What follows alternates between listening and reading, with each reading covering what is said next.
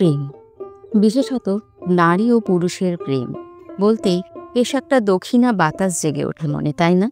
একটা মধুর সম্পর্কের স্মৃতি বা বর্তমান রোজনামচা হানা দেয় হৃদয় অলিন্দে। কিন্তু বাস্তবে প্রকৃত প্রেম কোনো মোহ নয়, সাময়িক আকর্ষণ বা ক্ষণিকের ভালো লাগা নয়। প্রেম শুধু এক ঝলক দক্ষিণা বাতাসে সীমাবদ্ধ নয়, তার ব্যাপ্তি আরও বিশাল। প্রেম শাশ্বত ও অনুপম, অনন্য এক অনুভূতি, যা এক আলোকবর্ষ পরেও থাকে অমলিন, অবিকল। সেখানে ভালোবাসার মানুষটিকে কাছে পাওয়ার থেকেও তাকে ভালো থাকতে দেখার মধ্যে অনেক শান্তি, অনেক স্নিগ্ধতা। আর কাছে পেলে তাকে সযত্নে ভালো রাখাটাই হয়ে ওঠে মুখ্য। যাই হোক, যিনি না থাকলে এই দৈনন্দিন সংসারের হাজারো একটা অস্থিরতার মাঝে শাশ্বত প্রেমের সংজ্ঞা কোনোদিনই আমাদের জানা হতো না, তিনি হলেন কবিগুরু রবীন্দ্রনাথ ঠাকুর।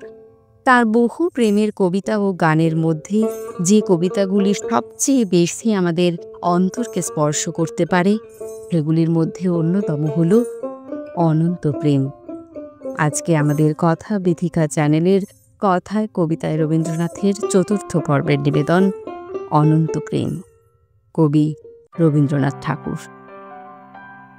তোমারই যেন ভালোবাসিয়াছি শত রূপে শতবার, জনমে জনমে যুগে যুগে অনিবার।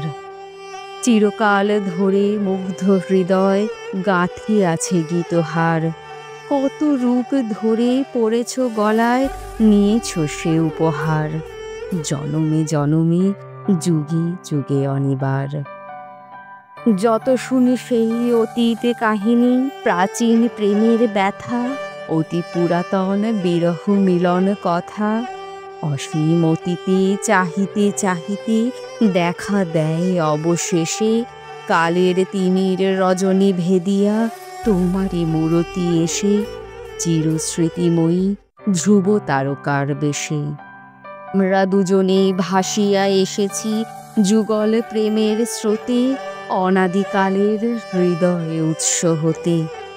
আমরা দুজনে করিয়াছি খেলা কোটি প্রেমিকের মাঝে, বিরহ বিধুর নয়ন সলিলে মিলন মধুর লাজে, পুরাতন প্রেম নিত্য নূতন সাজে।